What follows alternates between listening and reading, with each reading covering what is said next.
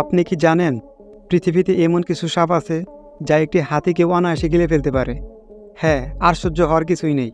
পৃথিবীতে এমন অনেক সাপ আছে যারা হাতিকেও গিলে ফেলতে পারে। এমন একটি সাপ হচ্ছে টাইটানোবোয়া। চলুন এই সাপ সম্পর্কে জেনে আসি।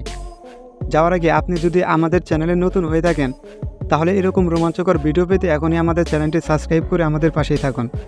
প্রাচীনকালে এমন একটি সাপের অস্তিত্ব ছিল যা গ্রিন অ্যানাকোন্ডার চেয়েও প্রায় 4.5 গুণ ভারী। এমনকি নীল তিমিকেও প্যাঁচে জড়িয়ে মেরে ফেলার ক্ষমতা ছিল এই সাপটির।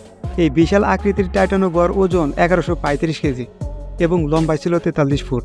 ভূতাত্ত্বিক সময়রেখা বিবেচনায় এই সাপটির প্রায় 60 থেকে 58 মিলিয়ন বছর আগে মধ্য থেকে শেষ পলিওসিন যুগে বাস করত। প্রাথমিকভাবে এটিকে শীর্ষ শিকারী বলে মনে করা হয়েছিল। তবে এই সাপটির খুলির হাড়ের গঠন থেকে জানা যায় এটি মাছ শিকারে বিশেষজ্ঞ ছিল।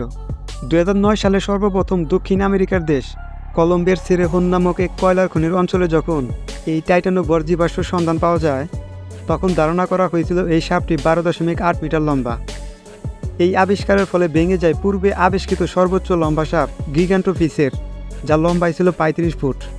স্মিথসোনিয়ান ইনস্টিটিউশন নির্মিত টাইটানোবোয়া মনস্টার স্নেক ডকুমেন্টারিতে বলা হয়েছে টাইটানোবোয়ার দৈর্ঘ্য প্রায় 14.6 মিটারের কাছাকাছি।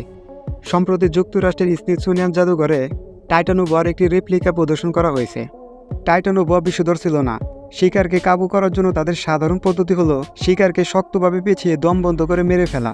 এখনকার অজগর বা অ্যানাকোন্ডার মতো তারা শিকার ভক্ষণের জন্য তাদের মুখে শরীরের তুলনায় 10 গুণ বেশি প্রসারিত করতে পারত।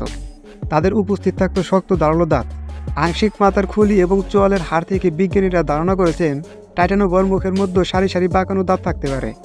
শিকারকে হত্যা করতে কম সময় লাগলেও তা খেতে লাগতো অনেক বেশি সময়।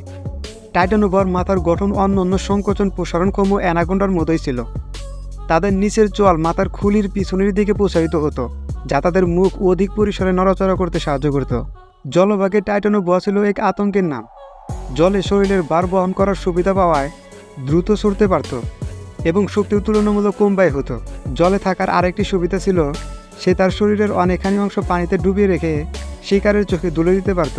টাইটানোবোয়ার বিলুপ্তির কারণ হিসাবে বিজ্ঞানীরা বৈশ্বিক তাপমাত্রার পরিবর্তনকে অন্যতম কারণ হিসাবে উল্লেখ করেছে।